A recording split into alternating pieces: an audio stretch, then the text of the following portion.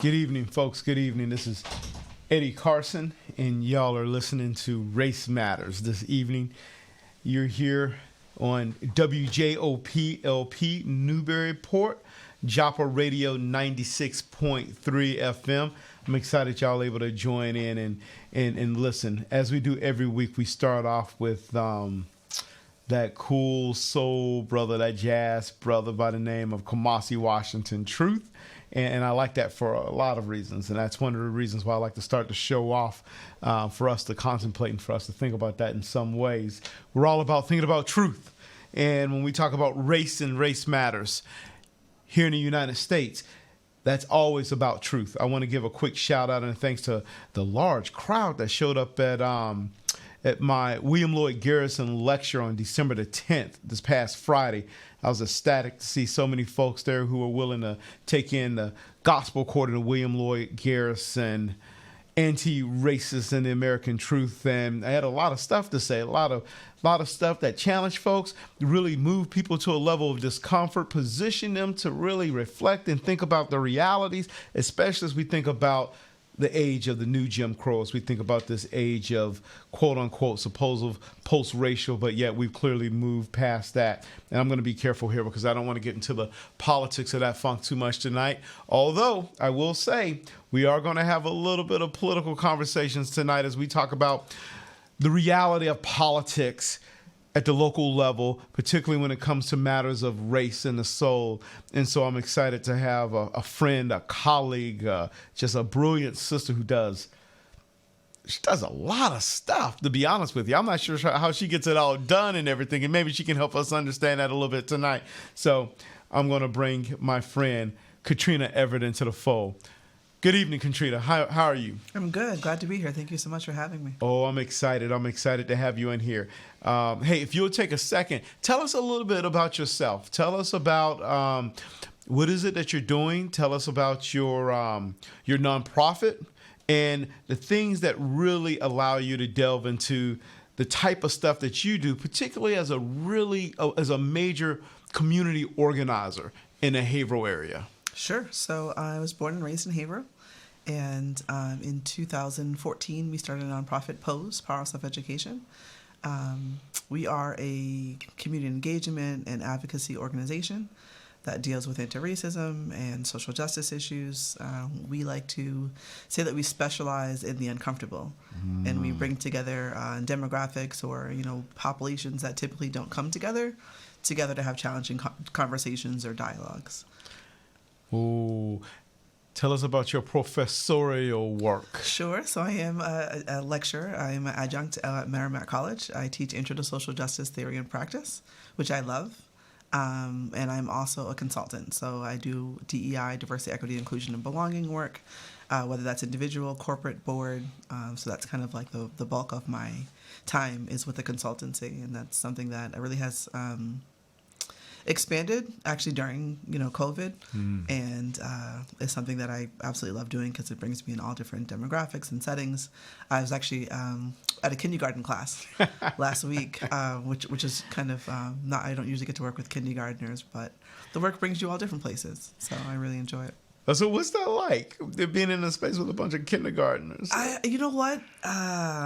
I love being with little ones because they don't have the filters yet. Right? They tell you what's on their mind. But of society to say like, oh, I should shy away from race. Yes. Right? So they just kind of organically go where you would like them to go by way of their curiosity of difference and what is different and what is the same. And they're so much more easier to guide than adults. They just go there because their imaginations are still vivid. I really have enjoyed it.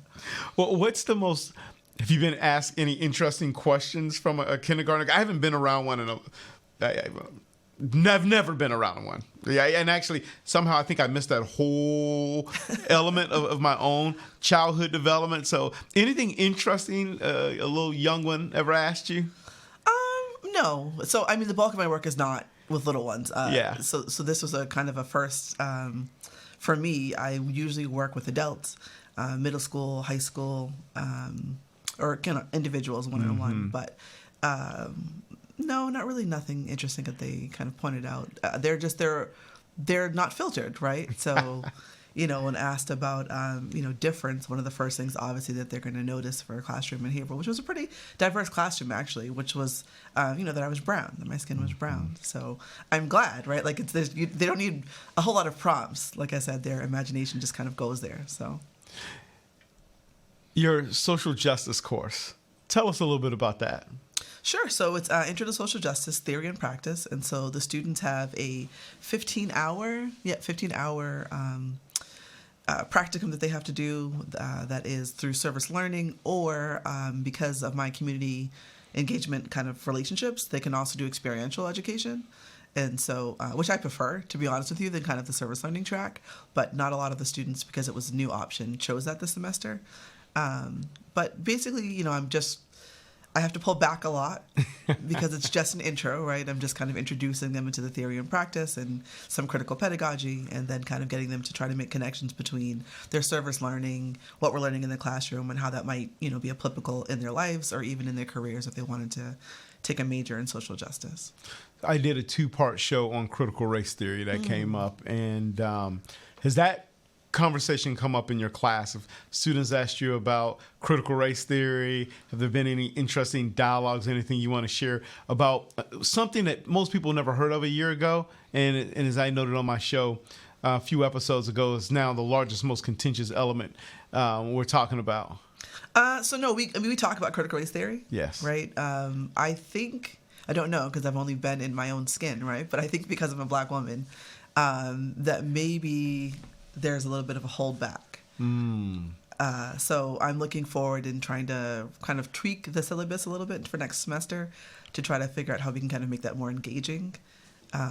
Because a lot of it was, they had to watch, let's say 13th, or, so then they were doing reflections on what they read and what they watched and what they listened to. And the reflections they were all very good. But I wonder if that would be different if we had more of a dialogue. Do you think your race plays a role or is a barrier to that dialogue? They're too afraid to offend you to ask some of the hard questions they want to ask you. I think sometimes. So the one thing that I'll say, and this is, I think, a post-COVID thing, right, is the comfortability level. Like the social anxiety of the students is very high. So it took a lot, more than it usually does, to get them comfortable. And I think that's where the really robust conversations happen, after you're kind of comfortable in the state of uncomfortability, to be honest and kind of say some things. So, I think I'm going to have to work a little harder next semester to try to figure out how to create that quicker, because usually we're circle style, it's a whole lot more fairy. But it was, they stayed in their rows, and I allowed them to, because there were a lot of students that still got sick, and they're not unrealistic anxieties, right? But it does make it difficult to engage in kind of the hard conversation sometimes.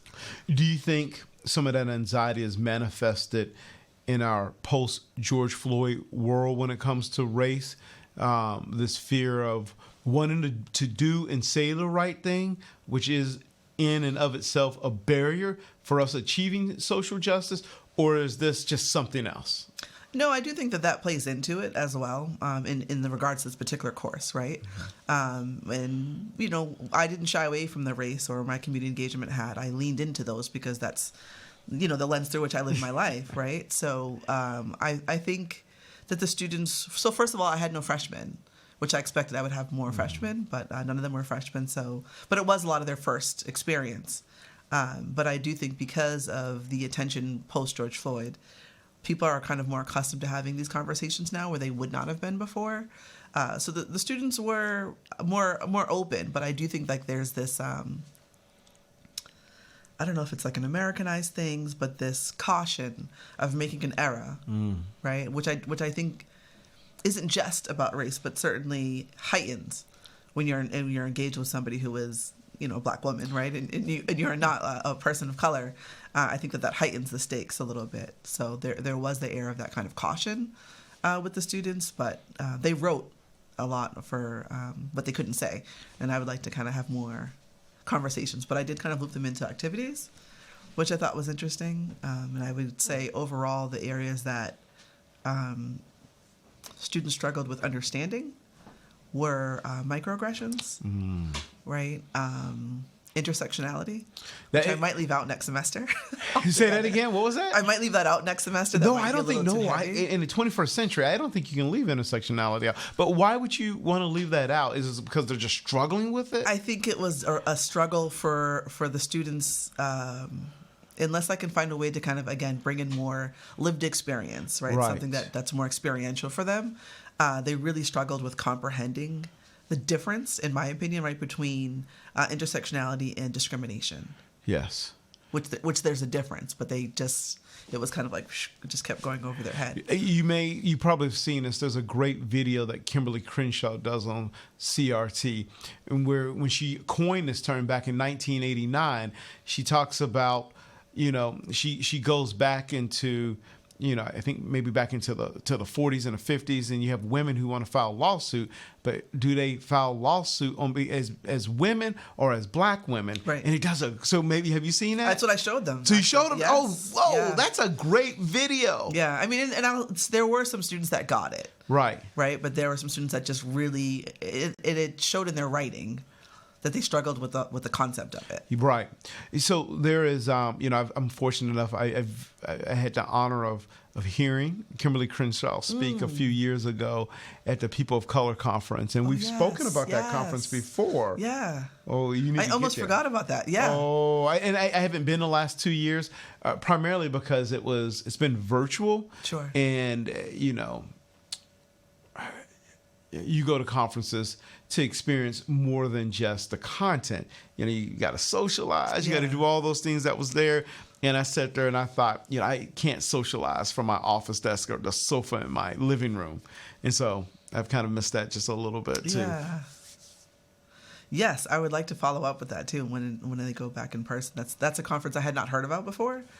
Well, before I met you, right? Yes. And I was like, okay, well, what is this, and how do you? Well, we should definitely have that conversation. I would love to. I think that would be good. So, you grew up in Haverhill. I did. You went to Haverhill High School. I did. I mean, Haverhill is your community. It is, it is your hood, and hood is it's kind of like that sociological construct in which there are people who exist that make you feel like home, and that's a hood. Does Haverhill feel like your hood? Ooh, here we go with the hard questions. I told you I was going to come hard and everything. Haverhill, you grew up, you went to high school. We've already defined what a hood is. Yeah. And I'm asking you the question right now. Today is what? December the 14th, I think? 13th, something 13th, like that? yeah. And 2021, is Haverhill your hood? I am still trying to make Haverhill my hood. Haverhill is my community. It's where I live. It is very much a part of what has formed and shaped me. But in my campaign, I was very transparent with the fact that growing up, I didn't feel like I belonged in Haverhill. So when you grew up there, Haverhill is kind of an interesting community because it's a working class community. Yes. Predominantly white though. Yep. Though there are a number of people of color who live there, but it's a predominantly white community, working class community, and growing up, there were times where you didn't feel like Haverhill was your hood, was your place. Was this because of the community aimed at you as a black woman, or something else, some other manifestation? So I was always different in all of the ways growing up in Haverhill. So you got my attention here. I want to hear this. The first person of color in my school, not in my class, in my entire school, I met in 5th grade. It was my biracial friend, Angel, who is still one of my very best friends. So up until 5th grade, I didn't see any other person of color at all. So, I mean, Asian, indigenous, nothing, right? Hispanic. It was just my white peers and me. And because my parents were more quiet then about their lived experiences living through segregation, because they're much older than my peers' parents were, I didn't know anything was different. It wasn't until 3rd grade that I realized I was black and that meant something different when I had a crush. And I asked my friend to ask my crush. Was your crush A white person? A white boy, blonde hair, blue eyes. Okay. Yeah. Yep.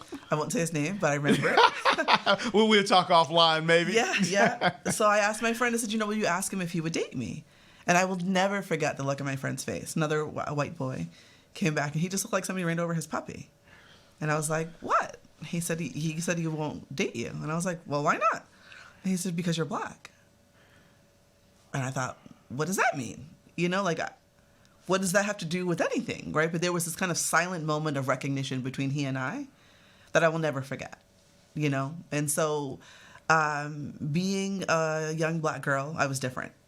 My father is a Pentecostal bishop, right? Nobody knew what my daddy did. He was very solemn. I still can't spell Pentecostal. Yeah, don't ask me this. Yeah, don't ask me to spell it. And I do 20th century American race and religion. I got to look that word. No, I can't. I got to look it up. But my dad was, what is the word? Stoic, right? And his presence demanded respect, and so that made me different as well. And growing up, nobody knew what my dad did. And I kind of leaned into the mystery. I was a weird little kid. So we never told anyone what our dad did. We were at a dance. He would come to pick us up, and the students would just part. And he would walk through. He always wore a dress suit, a dress jacket, and a top hat. So, I've heard everything from he's a pimp, and he's this, and he's that. And we just, he works for the CIA. But so I was always different. I was always marked different in my community. And, Could this be, when we know the label, PK? PK, oh yeah. Preacher's kid. Yes, through and through. Yep. Did that play any kind of role in you being different? Yeah, for sure. I mean, because adolescence, for example, you try to fit in. You go through the normal adolescence things, right? Try to get in some trouble, and I just couldn't. I just couldn't get in trouble because I was. So everyone was going to call your dad. They were too afraid to engage, and I have to say this too, right? 13 siblings, 11 living, and I'm number 10. So there was a whole slew of Hobbses that came before me that people had interacted with. So by the time I'm coming around saying, hey, will you go into the liquor store and get me something? People look at me and say, you look like a Hobbs, So it's like, you just couldn't get into any trouble. So, I was always kind of marked different in that community, and I always wanted to leave. My goal was to leave Haverhill after graduation. Did you ever leave? I did. So I got married at 17. That was my senior year and my freshman year of college. I got married in November, so my first semester in college. And, I was disillusioned, right? I thought my ex-husband would come with me and we would go to college. And so I took my scholarship and put our, first in security on our first apartment and just thought, we're going to go to school. So and I wanted to go to HBCU, right? Like I was trying to get to Maryland. Actually, I didn't get into the schools I wanted to, but my ex-husband, he got into Towson, right? And so we had this plan that we were going to go, and he was like, no, we're not going anywhere. So it took me 10 years actually to get him to agree to go. And when we moved to Laurel, Maryland. We were there for a year. We were in Dumfries, Virginia for a year. And then we moved back for divorce. But so when you came back to Haverhill, thinking about your childhood growing up, thinking there's a passage in W.E.B. Du Bois's Souls of Black Folk in the opening chapter, Spiritual Striving. Du Bois, who grew up in Great Barrington, Massachusetts, he talked about the first time he realized that he was different, because you're talking about in the 19th century, he was somewhat as some scholars, so particularly David Levering Lewis, they've called him somewhat of the prodigal son, just this brilliant brother. And he talked about how he became aware of his differences. He grew up in an interracial community, and he talks about in Spiritual Strivings, there's this white girl. And they were all out on the playground, and they had to exchange cards, almost like friendship, who do you like, all of this stuff. And he speaks about how it felt when she, this tall white girl, rejected his card. And it was at that moment he realized he was different. And when you mentioned that point, I thought about that for a second. And so you have those memories and probably more going through high school and a couple other things. And so you come back to Haverhill. How did that feel? Did it feel like your hood? Not yet. No. So there's this saying for those of us Hillies, right? That it sucks you back in. Haverhill will suck you back in, right? So I came back begrudgingly. I'll be honest about that, right? I wanted my boys to see their dad. And it wouldn't have happened if I had stayed in Virginia. So I came back begrudgingly. And it was my now husband who was like, if we're going to be here, we have to just make it the best that we can. And so that's when I began to get active in everything. And you are active in everything. Yes. Yeah. You're a busy person. Yeah. So, I mean, that was my life motto at this point. My mission, my personal mission statement is to constantly cultivate community. And the one thing that I realized after I came back was that if I want a certain community here in Haverhill, I'm going to have to cultivate that myself. It's not just going to happen, and no one's going to come to do it. So that's what I started to set out to do. And it's, like I said, it's still not, I wouldn't call it a hood yet. There are people for sure, right, that I feel community with, and church members and, certain people who used to work at certain TV stations, right? Like there are folks that make you feel that connectivity and sense of community is the word I'm trying to go for, right? A sense of belonging. But that aspect of hood and all that encompasses, no. I mean, hood it's and I was talking to someone recently, and I was describing hood, and they were like, well, hood, that's like where black folks live. That's not a hood. I mean, a hood can be a lot of things. And so you're back here in Haverhill. We got Katrina Hobbs, Dennis Everett. And y'all are kind of like the power tandem, Hobbs and Everett, kind of doing your thing and everything too, building community centers, reaching out, working closely with law enforcement, really trying to take young folks off the streets to engage in different things, talking about community activism, community organizing, and through all of that work, that Hobbs, Everett, that power dynamic, and all the things y'all do, it's still tough to call Haverhill your hood. I mean, this is shocking because I'm surprised. No, it's true. The thing that comes to my mind is when we bought our house about 5 years ago, we had a housewarming, and which I wasn't invited to, by the way. Actually, you were. Oh, and okay. It was Change the topic. Okay. No, it was your birthday, and I made you a cake. I had made you a cake that you said was like your favorite cake. It was a lot of time that went into that cake, actually, and you guys did not show. So I remember. You're kidding me. No. Okay. I did eat the cake. It was delicious, but there must have been a really good reason for that. I don't remember right now. My deepest apology. That won't happen again. No worries. But I was surprised with who was at the event, right? It was very diverse. Right? There were old white people, right? Who I would have never thought I'd be hanging out with, who showed up. And, like I said, my friend Angel, who's my friend from 5th grade. But it was kind of like, and there's that, like there are peers, but to me, again, that sense of hood is like comrades, right? And it's, no, we still don't have that. It's lonely work sometimes. That's interesting because you talk about this housewarming gathering and everything and how diverse. I'm probably talking about age, racially, yes, all of that stuff.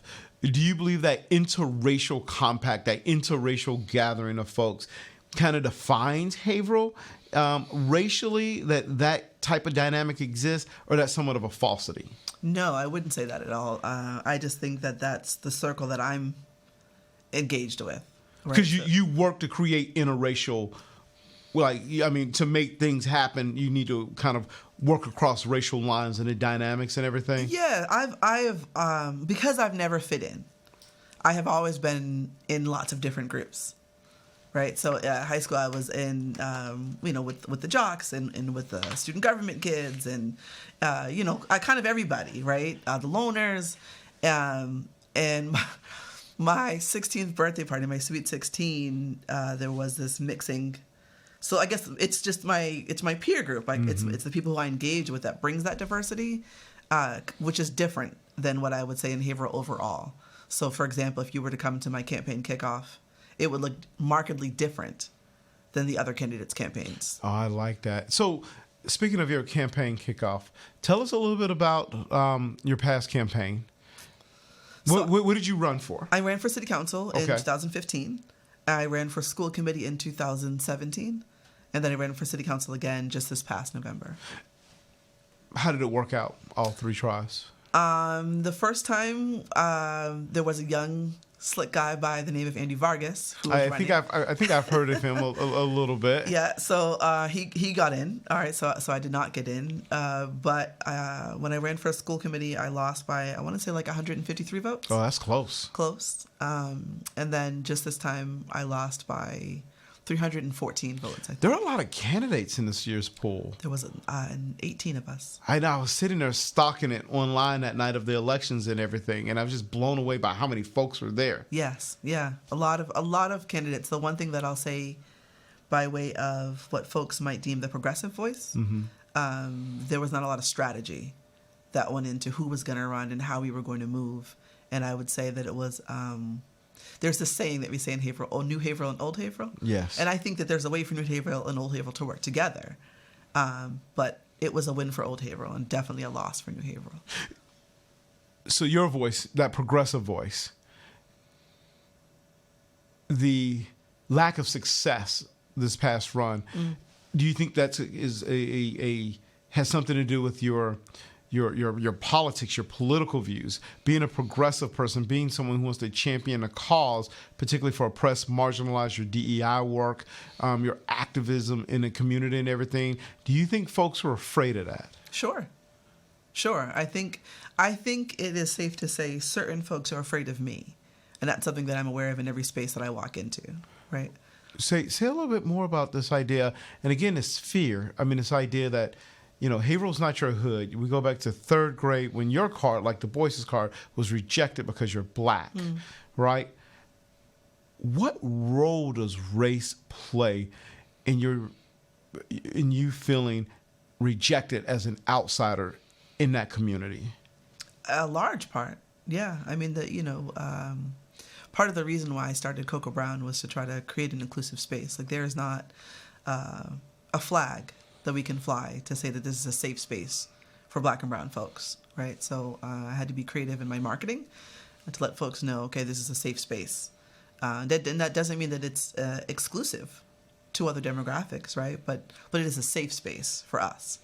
And that's something that I think is important and has taken a lot of work and is often and easily misunderstood by the broader community. So I do think that played into the politics. I do not think other candidates had death threats on election day, right? Or people walking around looking to shoot them like I did. And I do think that was definitely because of my race, of my values, of my principles, of my integrity, and the things that I stand for, which people are either intimidated of or don't understand. Those death threats, I always laugh at the stuff. So I get my share of mail. I'm sure. Yeah. You're sure? Your radical brother.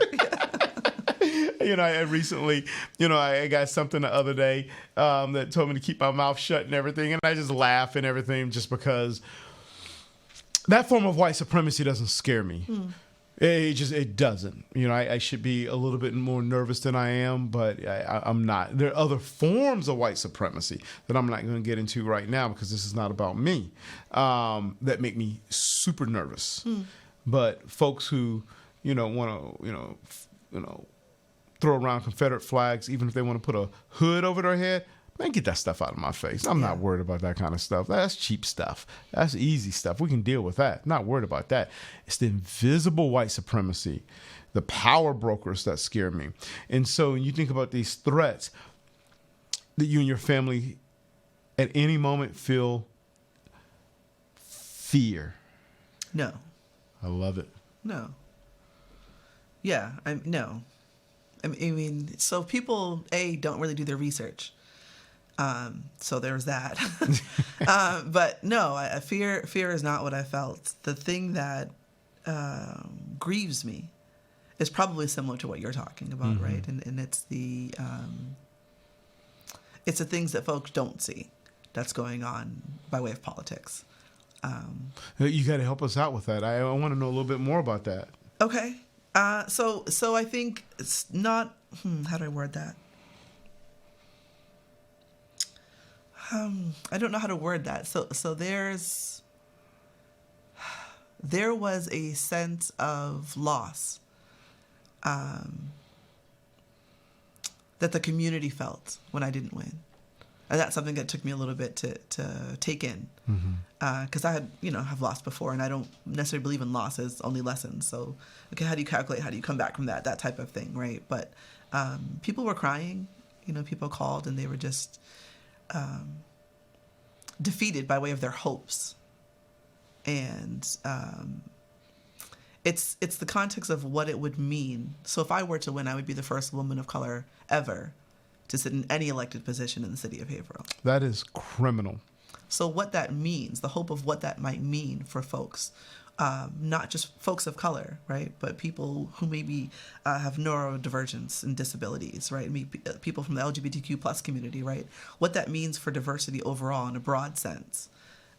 It was a hit. It was a hit. And there was this point of time that I thought after, and I thought,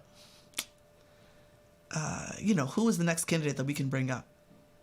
And I don't know when Haverhill will get to a point to see a female candidate of color win, period. I don't know when that will happen. But I don't think it would be the next election. When people say, okay, we'll run again, I think Haverhill has a lot more work to do by way of racism, structural racism first.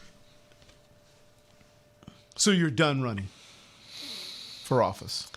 I can't say that I'm done running, but I am looking to be much more strategic. I think the days need to come back where we are raising up, civic leaders.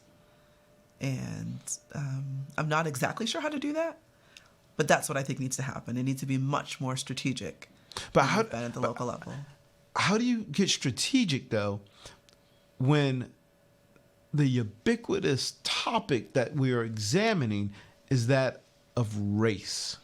I mean, how do you get strategic when you walk into a space and the first thing they see is black? Mm-hmm.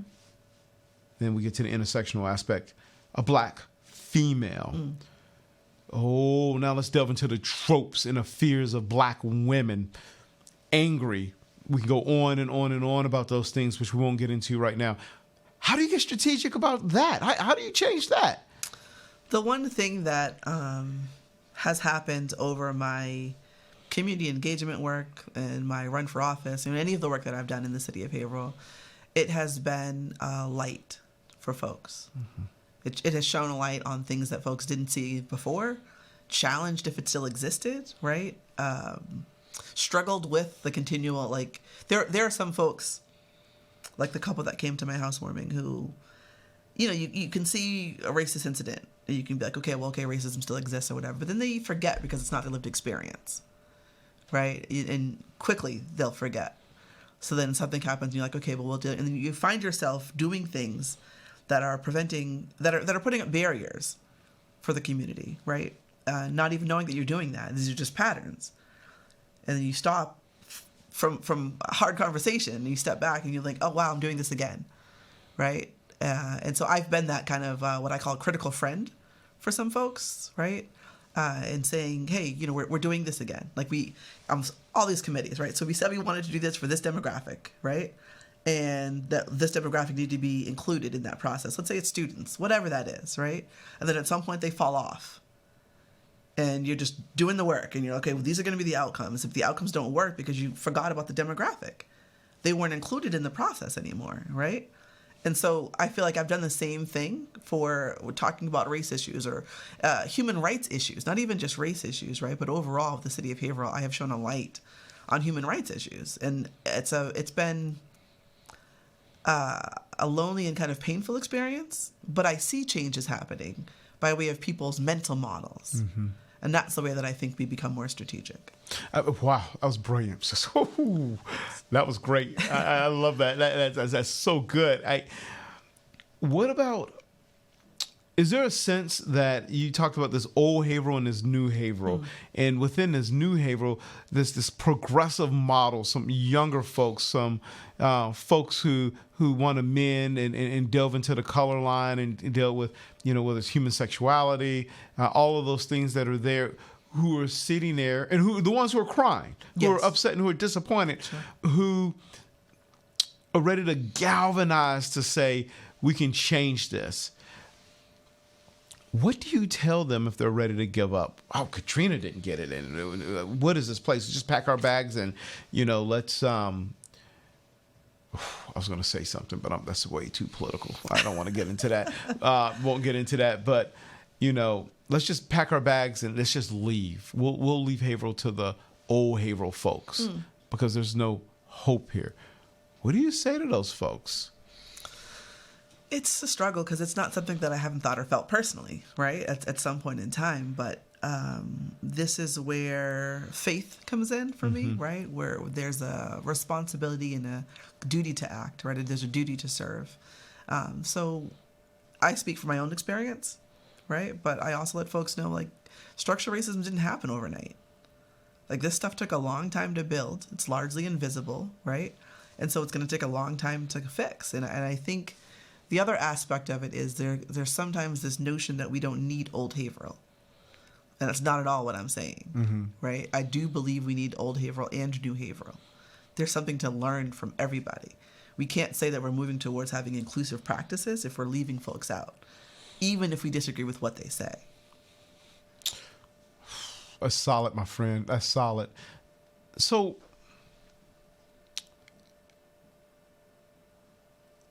I'm going to move to Haverhill. I'm going to run for office.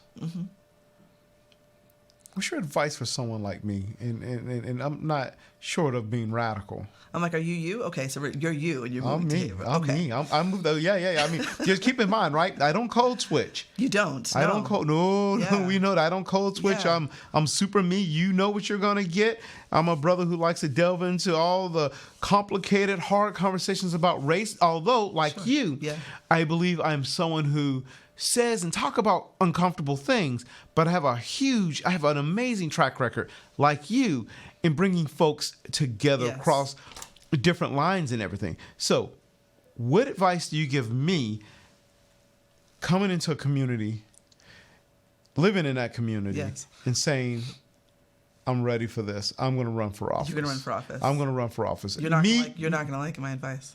I know, but that's why I'm asking you. Tell me, because I need this. What is that advice? Run as a Republican. Run as a...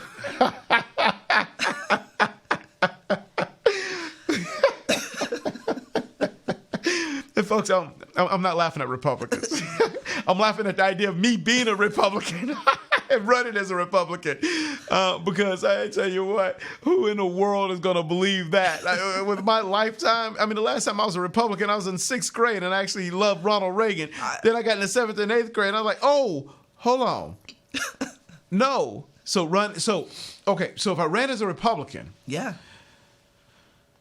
What does that look like? I couldn't figure it out, but I know it would work. It would work? Yeah. If you ran as a Republican, it would work, including everything you're saying. Yep. So me being radical Eddie Carson. Yep. All I have to do is say I'm a Republican. Yes. And I can keep everything the way that they are, and I get elected. Yeah.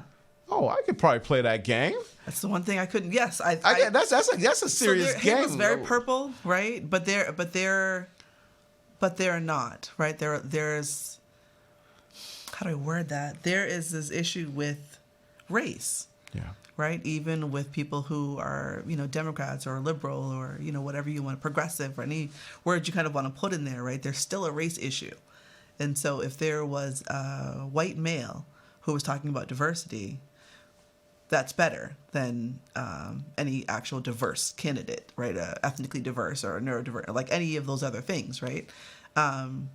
And I'll be candid, right? As a Black female, I have seen the difference between the way that folks respond to me and the way that folks respond to a radical brother. Mm-hmm. Just for the fact that being a woman. Being a woman, yes. So not only do we have issues of race and racism, Yes. there sexism Yes. so now we're getting to that conversation you're talking about your students struggling with here. Yeah. Right? And we're talking about the reality that race is only part of it, but yet you also have that aspect of sexism that plays a role too. Yeah. How have you experienced you don't have to answer that because I know you experience it every single day as a woman. Sure. But in what way has sexism impacted you in your work, not only as an activist, as an educator, as a community organizer, but also as a political candidate? People feel as if they can, certain people, say things to me without consequence. The former superintendent of the schools. Are we allowed to say any names or no? His name is Jim Scully. I mean, there's lots of press between him and I. So, Oh, well, I was only saying that because you've shared some of that with me before too. So yeah, but so behind closed doors, with a closed fist, mentioned how he wanted to punch me in my nose when I was talking about the school to prison pipeline. Things like that. I do not think that would happen if I was a man. Because I can tell you a fact. He would never say that to Dennis Everett. No, in fact, he said a statement right after that where he said, people talk about your husband. I haven't met him yet. I said, I know, because people that have met my husband don't talk to me that way. That's exactly what I said to him. I like Dennis. That brother is a cool cat. That is someone that I'm glad I'm friends with. Yeah. Because I don't want him. I don't want to be on the. I don't want to be on the wrong side of Dennis. And the reality is, the brother has just a great soul, Yes. a great heart, Yeah. all that stuff. I still don't want to be on the wrong side of Dennis Everett. Sure. Yeah, but that's what I'm talking about, right? There's this presence, right? There's this presence. You have a presence about you as well, right? And so if you were running for office, it would be different. You're still very radical. That's why you'd have to be a Republican, right? Right, a radical Republican. You'd have to be a radical Republican. Yeah. And for folks who don't know, that's a real word. There were the radical Republicans during Reconstruction, and those radical Republicans, of course, who advocated for the plight of black folks and everything too. Those radical Republicans, of course, through political realignment, became Democrats later. So Sure. That's just how that unfolded too. So as we think about this notion of a hood, and we think about this as being your community. I'm going to get just a little personal here, right? Not that we haven't done that, just a little bit here. Tell us about your pain. That's a broad question. More specific, I guess. There's a lot there. I don't know what direction you want to go in. So tell us about your hood, or not your hood, Sure. This community that you love, you care about, in a sense of not being rejected by all the folks who love you, but just being rejected by the community. Sure. What does that do to a sister's heart? So, you mentioned a little bit regarding the stereotype, right, of black females and being hard, right, being angry. I'm also a Capricorn. We were known to be a little cold. I have never seen that from you. That's news to me. I used to call myself the Ice Queen. But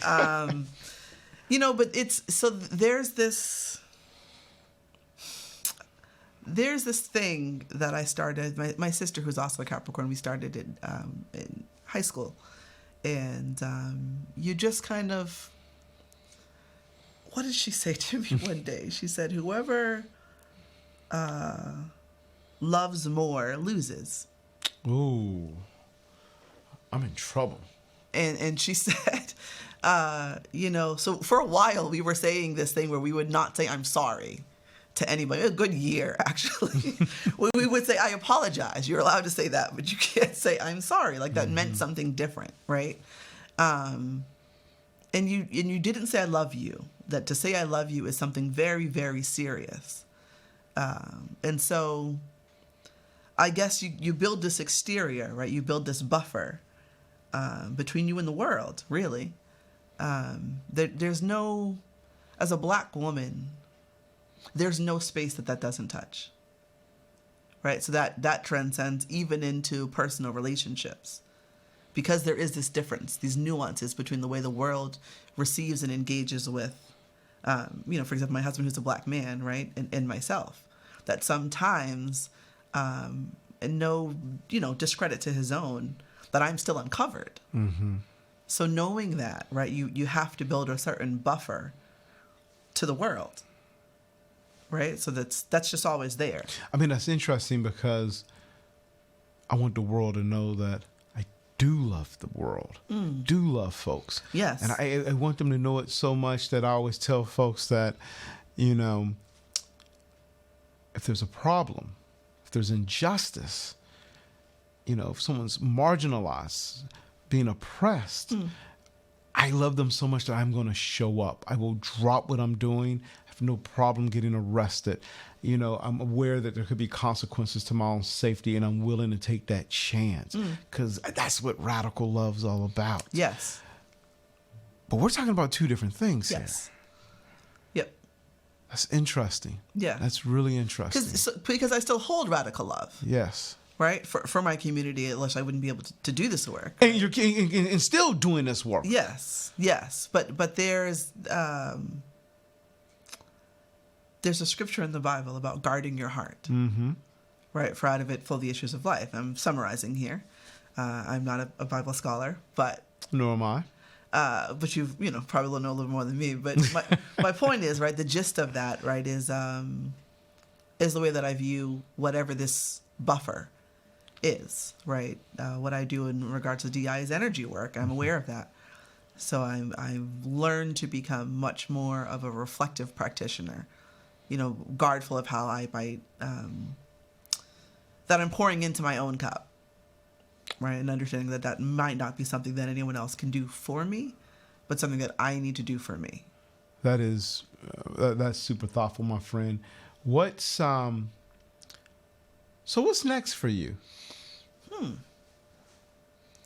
So I don't know. I mean, I have to say this, right? I've been part of the LEADS program in Haverhill. I'm part of the Haverhill Lawrence Lowell, this kind of regional leadership program. And we've been focusing on supporting small BIPOC businesses. So just for folks out there who don't know, can you define what do you mean by BIPOC? Oh, okay. So Black, Indigenous, and people of color. Mm-hmm. So these are businesses that we are saying are on rung 1 and rung 2 of the ladder of business, right? So you're not quite making a certain capital, or maybe they are, but they don't have, they're still like doing old school books, right? Mm-hmm. So they're not really positioned to receive some of like maybe the PPP money that came out and stuff like that. So obviously when you start looking at that in a city like Haverhill, you look at the lack of connectivity, the lack of network.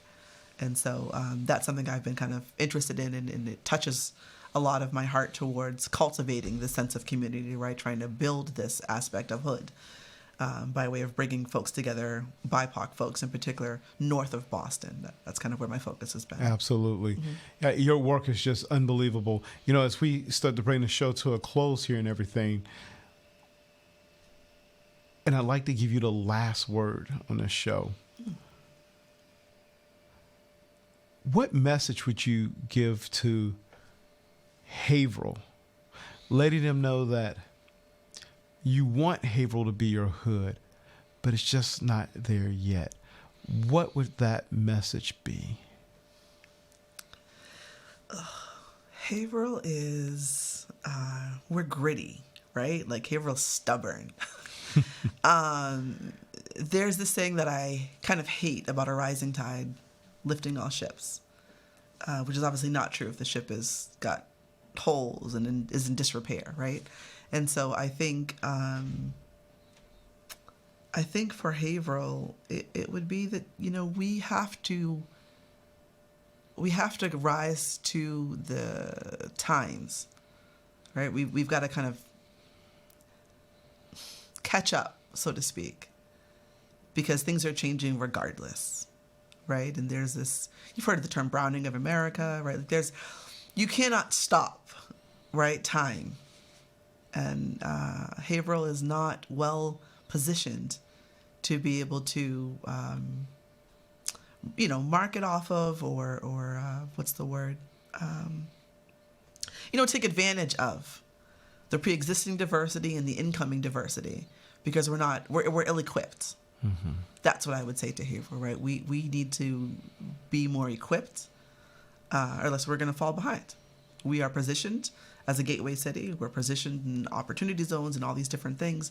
But what makes it an opportunity is our diversity. And that's a thing that we're missing, that we're not doing well with. We've got a real human rights issue in Haverhill, and we've got to fix that.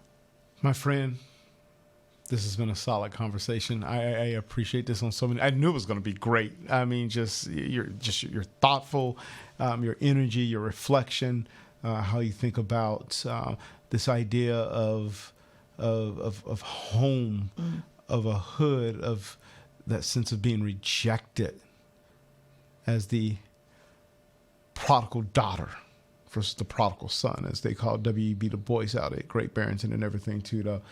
I wish you all the best, and I'm excited about all your work. I get to hear a lot about it, which I love, and hopefully I can continue to be a part of it too as you continue to move forward and everything.